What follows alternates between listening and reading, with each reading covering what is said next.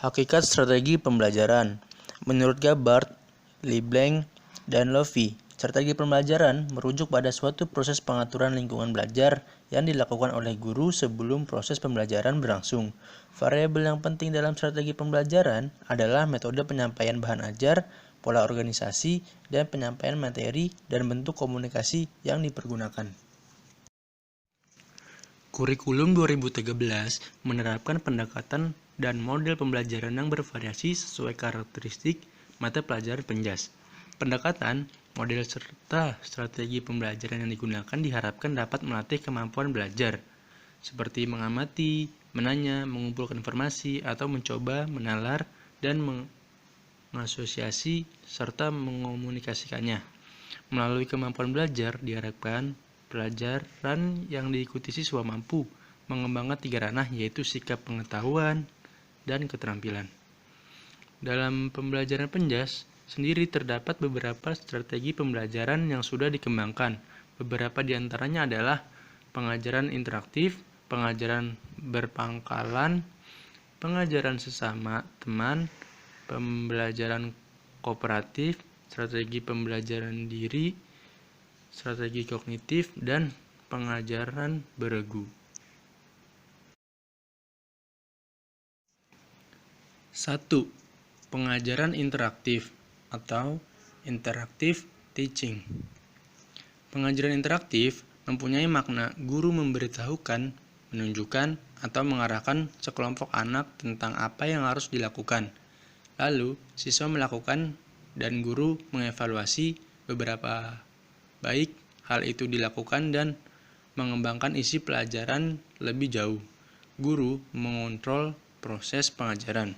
Biasanya seluruh kelas bekerja pada tugas yang sama atau dalam kerangka tugas yang sama.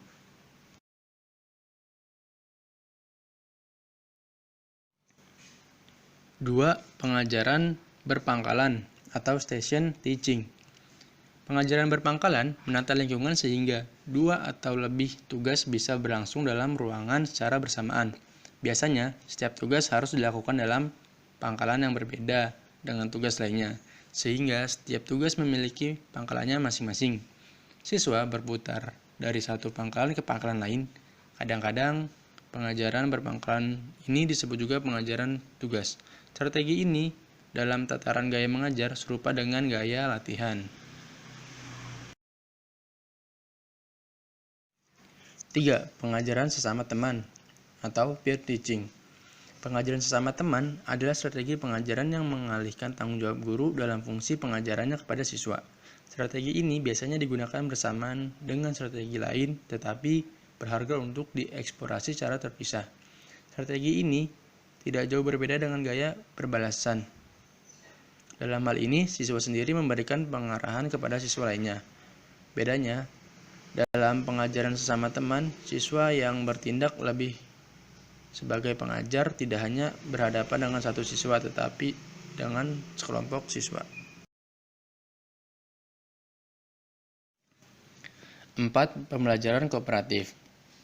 Dalam pembelajaran kooperatif, sekelompok siswa diberi tugas pembelajaran atau proyek untuk diselesaikan oleh kelompoknya.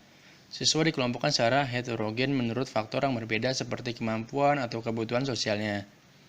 Keberhasilan kelompok dalam pembelajaran dinilai sesuai dengan seberapa baik mereka mampu menyelesaikan tugasnya, di samping dari cara mereka bekerja sama dengan yang lainnya.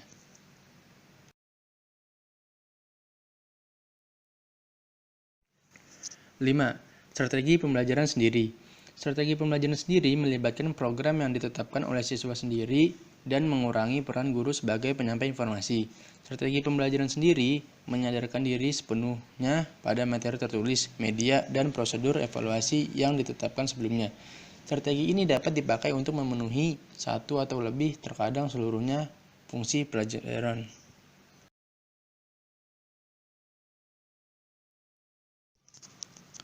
6. Strategi kognitif. Strategi kognitif adalah strategi pembelajaran yang dirancang untuk melibatkan siswa secara kognitif dalam isi pelajaran melalui penyajian tugasnya. Strategi ini meliputi gaya pemecahan masalah, penemuan terbimbing, dan gaya lain yang memerlukan fungsi kognitif anak seperti pembelajaran penemuan. Semua model ini menggambarkan pendekatan yang melibatkan siswa dalam merumuskan respon sendiri tanpa meniru apa yang sudah diperlihatkan guru sebelumnya. 7. Pengajaran beregu. Pengajaran beregu adalah strategi pengajaran yang melibatkan lebih dari satu orang guru yang bertanggung jawab untuk menyajikan pelajaran kelompok kepada siswanya. Ketika pelajaran pendidikan jasmani bersifat co-educational melibatkan putra dan putri, banyak pendidik melihat bahwa team teaching atau pengajaran beregu sebagai cara untuk memenuhi kebutuhan baik putra maupun putri yang terkelompokkan secara heterogen dengan mendapatkan guru pria dan wanita di saat bersamaan.